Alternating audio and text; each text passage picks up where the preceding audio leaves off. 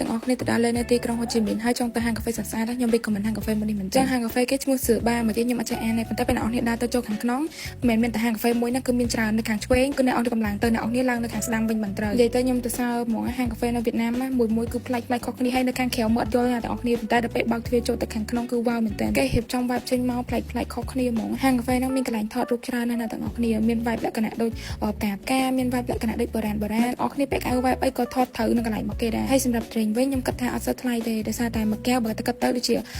ពីចន្លោះ$2កន្លះទៅ$4ខ្ញុំគិតថាវាអត់ថ្លៃទេហើយសម្រាប់នំគេអីក៏មានដែរហើយរសជាតិខ្ញុំអត់បានភ្លុកទេប៉ុន្តែដឹងថាមើលទៅដូចតំណងដែរបំណងដែលពួកខ្ញុំមកនោះគឺមកថតរូបអត់ខកបំណងមែនណាទាំងអស់គ្នាកន្លែងហ្នឹងគឺស្អាតហើយថតរូបឃើញមិនក៏ឃើញស្អាតដែរដូចមកពាក់ខ្ញុំចង់មួយតែខ្ញុំខលវ៉ៃគ្នាទាំងអស់ប៉ុន្តែថតរូបនៅតែឃើញចេញទៅស្អាតខ្ញុំនិយាយមែនណាទាំងអស់គ្នានៅវៀតណាមហ្នឹងសុទ្ធតែផុសស្អាតនិយាយរួមទៅពេលទៅហើយពេលយើងត្រឡប់មកវិញមាន motivation ក្នុងការធ្វើខ្លួនតែងខ្លួនហាងកាហ្វេគេអត់ចង់មានកន្លែងអង្គុយទេអ្នកទាំងអស់គ្នាគាត់ថាមិនត្រឹមតែហាងស្អាតទេណាតែមកពីទ្រេងរបស់គេនឹងគឺឆ្ងាញ់ដែរអ្នកទាំងអស់ពីទ្រេងវិញអ្នកទាំងអស់គ្នាមកមួយកែវធំហ្មងតែ3រៀលតិចគេហើយឌីកឡើងស្អាតហើយរសជាតិវិញមានជាការ fresh ជាខ្លាំងហ្មងទ្រេងរបស់មិត្តភក្តិខ្ញុំភ្លក់ហើយទាំងអស់អ្នកទាំងអស់គ្នាសុទ្ធតែឆ្ងាញ់ហ្មងនិយាយមែនណាទាំងអស់គ្នាបើដឹងថានៅស្រុកខ្មែរយើងមានទ្រេងណា fresh របៀបចឹងហើយអ្នកទាំងអស់គ្នាជួយត្រាប់ទៅក្នុង comment ខ្ញុំចង់ទៅហ្មងតែប្រភេទខ្ញុំមកចេះញ៉ាំកាហ្វេចង់នៅស្រុកខ្មែរខ្ញុំក៏ញ៉ាំកាហ្វេច្រើនចង់ដល់ពេលខ្ញុំដាក់កាហ្វេទៅគឺវល់ដាក់ទៅវល់ចឹងខ្ញុំរកទ្រេង fresh ញ៉ាំអត់ចង់បានទេដល់ពេលបានthêmមកគឺបានដូចចិត្តទេអ្នកទាំងអស់គ្នាមិត្តភក្តិខ្ញុំមានគេសើចេះញ៉ាំកាហ្វេទេដាក់ទៅវល់ចាមានតែញ៉ាំទ្រេង fresh ចឹងទៅតែអ្នកទាំងអស់គ្នាឆ្ងាញ់ណាស់តែពួកខ្ញុំទ្រេងអីហើយគឺពួកខ្ញុំត្រឡប់ទៅផ្ទះវិញអ្នកទាំងអស់គ្នាដោយសារតែមេឃល្ងាចដែរហើយដល់ពេល